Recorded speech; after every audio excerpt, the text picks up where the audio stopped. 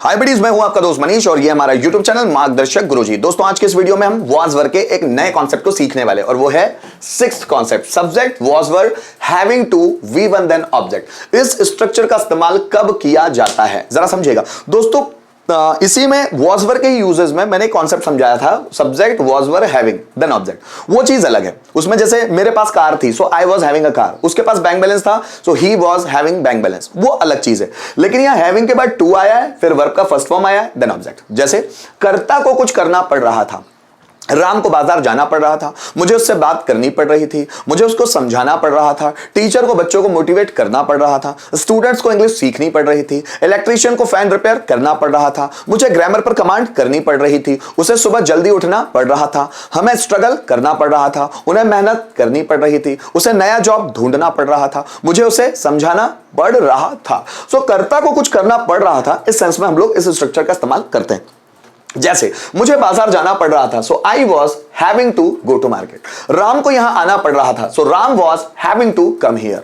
मुझे बच्चों को मोटिवेट करना पड़ रहा था, so I was having to motivate students. Students को इंग्लिश सीखना पड़ रहा था, students were having to learn English. Electrician को फैन रिपेयर करना पड़ रहा था, so electrician was having to repair fan. मुझे पैनल बोर्ड पर कुछ लिखना पड़ रहा था, so I was having to write something on the panel board. उसे मैसेज भेजना पड़ रहा था, so he was having to send message. मुझे मैसेज फॉरवर्ड करना पड़ रहा था, so I was having to forward message. आपको राम को कॉल करना पड़ रहा था, so you were having to call Ram. मुझे उसे मेरे बर्थडे पे इनवाइट करना पड़ रहा था, so I was having to invite him at my birthday. मेरे पापा को पैसे डिपॉजिट करने पड़ रहे थे, my father was having to deposit money. उन्हें कमरा साफ करना पड़ रहा था, so they were having to clean the room.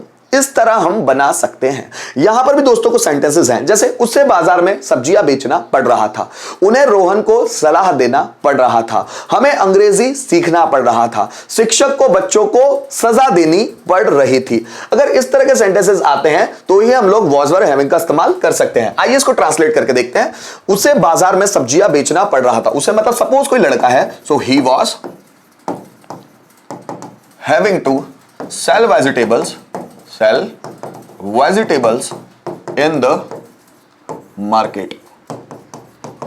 So he was having to sell vegetables in the market. उन्हें रोहन को सलाह देना पड़ रहा था, उन्हें means they were having to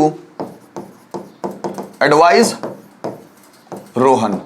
So they were having to advise Rohan. हमें अंग्रेजी सीखना पड़ रही थी, so we were having to learn English. We were having to learn English. ठीक है। शिक्षक को बच्चों को सजा देनी पड़ रही थी, so teacher was having to सजा देना, punish बच्चों को, so students कर लो, है ना, या children भी कर सकते हैं।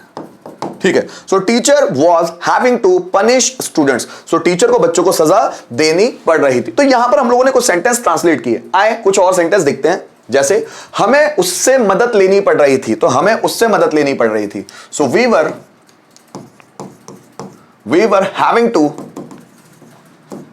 Take his help. उससे मदद लेनी पड़ रही थी या उसकी मदद लेनी पड़ रही थी, बात तो एक ही है।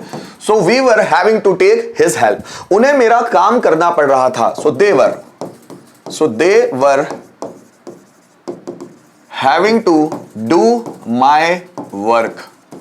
सो they were having to do my work. मुझे वह फंक्शन अटेंड करना पड़ रहा था, so I was having to attend that function.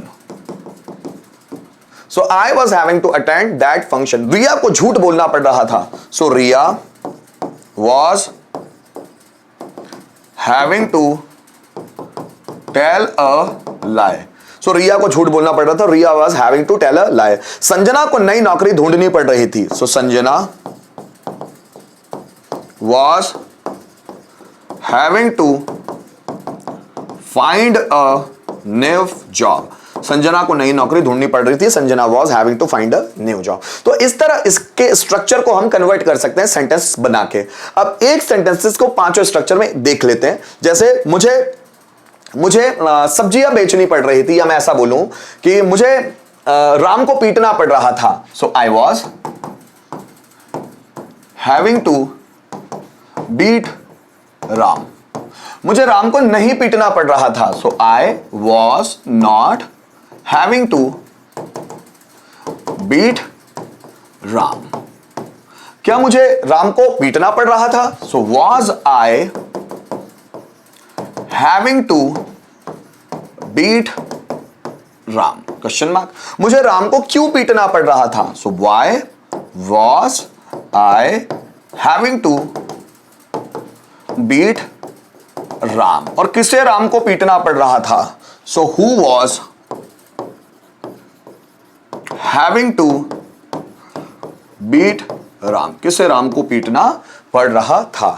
So guys यहां पर हम लोगों ने सीखने की कोशिश की वॉज वर्ब के एक और कॉन्सेप्ट को जो हैविंग के साथ जुड़ा हुआ था, है ना। तो subject was verb having to V1 then object. तो कर्ता को कुछ करना पड़ रहा था। इस तरह के सेंटेंसेस हम लोगों ने यहां देखे, सीखे, ट्रांसलेट किए, कन्वर्ट करना सीखा।